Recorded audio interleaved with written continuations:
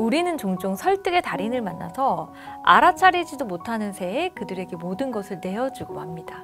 가까이는 옷가게 매장 직원부터 자동차 딜러, 보험 설계사 이런 분들은 다 사실 설득의 달인인데요. 이런 사람들은 어떻게 하면 저 사람 입에서 내를 이끌어낼까? 어떤 기술을 사용해야 가장 효과적으로 설득할 수 있을까? 똑같은 말인데 이것만 약간 바꾸니까 설득이 성공하네? 라고 생각하면서 하루 종일 설득을 연습하는 설득의 달인들입니다. 저도 사실 비즈니스적으로 설득한 일이 많아서 오랜만에 스터디셀러인 설득의 심리학을 꺼내 읽었습니다. 재밌었던 게 이 책은 설득 자체만 알려주는 게 아니라 지금 저 사람이 저런 설득의 전략을 쓰고 있으니 나는 이렇게 방어해야 한다는 방어 기술까지도 알려주고 있더라고요. 책에서는 총 6가지 설득의 원칙을 소개하고 있는데요. 오늘은 그 중에서 3가지 그리고 그 전략의 방어 전략까지 알려드립니다.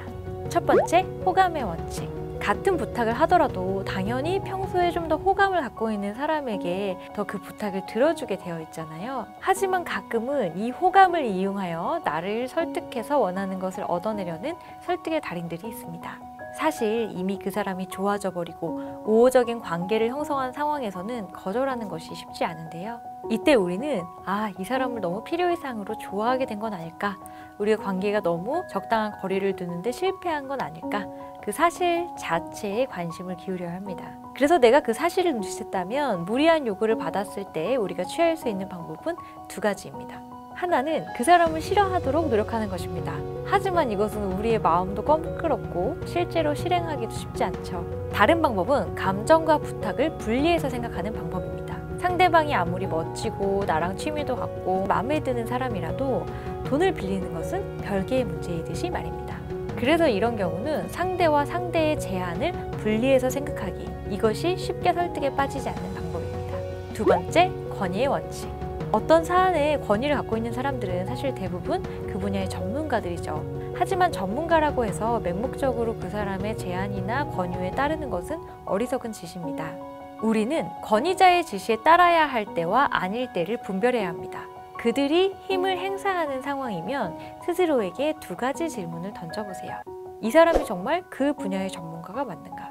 미술을 전공하는 친구랑 쇼핑을 하러 갔는데 나에게 촌스러운 옷만 권해줍니다. 그런데 나는 이 친구가 미술을 전공했으니까 내가 미적 감각이 없는 건가? 그런 생각이 들죠. 하지만 미술을 공부했다고 옷을 더 잘 고르는 것은 아닙니다. 관련 없는 상징에 현혹되지 말고 권위자의 진짜 자격이 맞는지 그것을 고려해보는 것이 중요합니다. 2번째, 이 사람은 얼마나 진실한가. 설득의 달인들은 종종 취약점을 내보이면서 오히려 강점을 부각시키는 전략을 취합니다.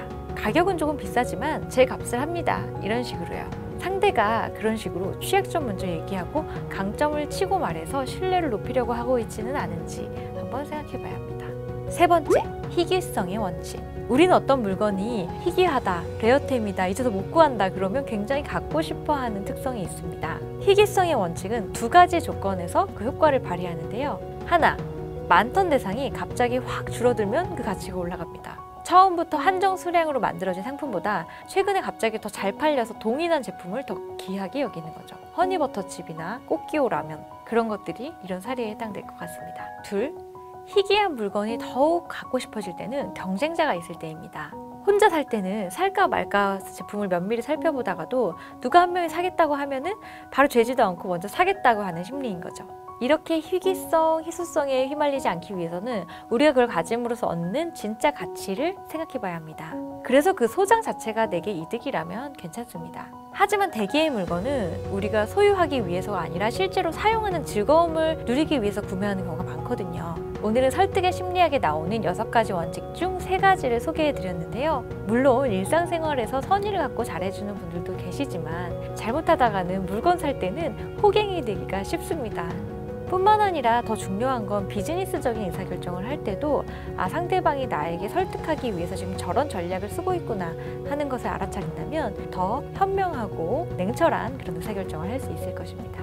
내가 원하는 것을 얻고 또 나를 지키는 관계의 심리학의 바이블, 설득의 심리학이었습니다. 잠깐! 무슨 책 읽지? 고민해 본 적 있나요? 내 취향에 맞는 책을 추천받아 보세요. 책 골라주는 책방 잉크.